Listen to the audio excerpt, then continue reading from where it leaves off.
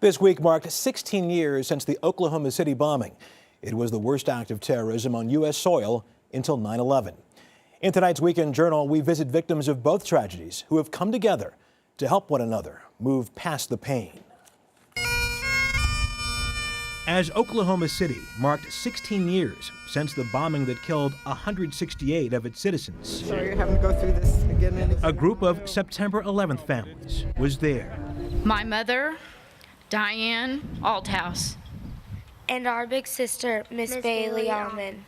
Eleni Kosulis led the World Trade Center United Family Group in honor of her sister Danielle, a bond broker who was trapped on 9/11 on one of the top floors of the Twin Towers. She had this amazing zest for life. She always had a smile on her face. Kosulis believes Oklahoma City families truly understand what her family went through in 2001. I was finally able to talk to people who went through the experience. And it's not only the experience of losing a loved one so suddenly, but it's losing someone to terrorism. There is an annual pilgrimage to both cities on the anniversaries. We help each other. There's times that, like today, I need that hug. Rudy Guzman's brother, Randy, oversaw the Marines recruiting station on the 6th floor of the bombed federal building. Guzman has stood with 9/11 families at their memorial service and plans to return in September. As long as I put a smile on someone, I did my job. In Oklahoma City, 9/11 families see positive results. A peaceful memorial, a chair for every victim, representing that empty chair at the dinner table. Gates display 9:01, the minute before the attack, and 9:03, the minute after. You have to give yourself time to go through the process. At shared meals, the families share their emotions. Guilt part, we kind of went through that too. Survivors and emergency responders are part of the exchange.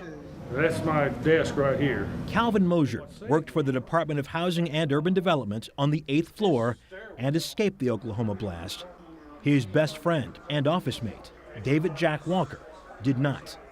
This week, Mosier was among the Oklahomans to sew a stitch in a large American flag salvaged from New York's Ground Zero. I'm hoping that they can see within us the fact that there is a light beyond where they may be today. For Judy and Kevin Bailey, who lost their son Brett in the Trade Center attack, visiting Oklahoma is healing. I can see that it can be done, and it really helps you to wake up every morning and to put your feet on the ground and start running again. Those bright stripes and bright stars. Victims of terror, with common threads, knitting their hearts together. How are you? They're 6 years ahead of us, and so, I think I look at them like, okay, at some point I hope to be even further along. There is a time in which you will remember back and think so fondly of your friends and don't think so much about the terror that took them. The Oklahoma City Memorial was completed on the 5th anniversary of that attack. The 9/11 Memorial at Ground Zero is scheduled to open this September, a decade after the attacks. We'll be back.